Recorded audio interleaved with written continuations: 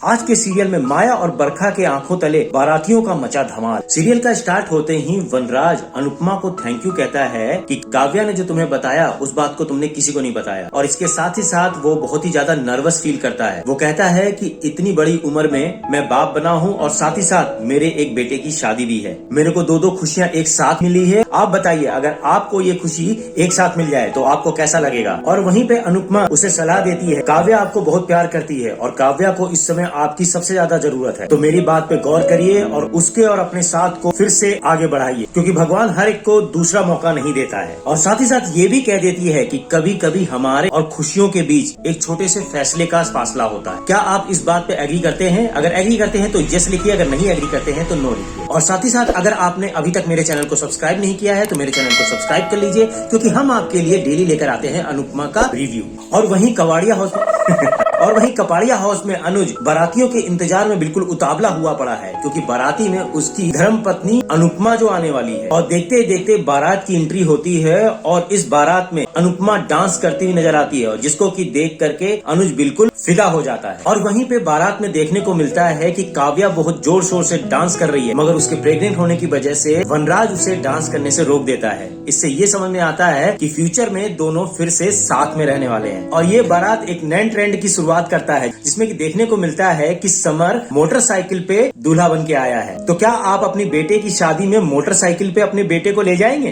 Comment में लिख करके जरूर बताइए। और यहीं पे अनुपमा बाराती होने का बवाल मचाते हुए कहती है कि इस शादी में दूल्हा भी नाचेगा। तो यहीं पर अनुज कहता है, अगर दूल्हा नाचेगा तो यहाँ पर दुल्हन भी नाचेगी। मगर दुल्हन के नाचने पर यहाँ पर बा को ऑब्जेक्शन हो जाता है। वो कहती है ये रीति रिवाज के खिलाफ है। तो वहीं पर हसमुख जी कहते हैं कि पुरानी रीति रिवाज निभा रहे हैं और नई रीति रिवाज सिखा रहे हैं। आपका क्या कहना है? दुल्हन को यहाँ पे डांस करना चाहिए या नहीं करना चाहिए? कमेंट बॉक्स में लिखकर जरूर बताइए। और यहीं पर अनुपमा कह देती है, अगर खुशी बढ़ रही है तो बढ़ने दीजिए, उस पर पुरानी चीजों की पाबंदी मत लगाइए। तो इस बात पे इस वीडियो को एक लाइक कर दीजिए। देखते देखते डिम्पी और समर का डांस हो जाता है, और इस डांस में किंजल और तोशु भी एक दूसरे को खुश होते नजर आते हैं। साथ ही साथ धमाका तब होता है जब अनुपमा और अनुज भी डांस में उतर जाते हैं। अनुज और अनुपमा को डांस करते देख करके माया के दिल के तो परखचे ही उड़ गए। साथ ही साथ वहाँ पर वनराज और काव्या भी डांस करते हुए नजर आए। और तो और जो इस डांस को करने से मना कर रही थी वो खुद यानी बा डांस करना शुरू कर देती है। और इन सबको डांस करते देख करके हमें भी मन करने लगा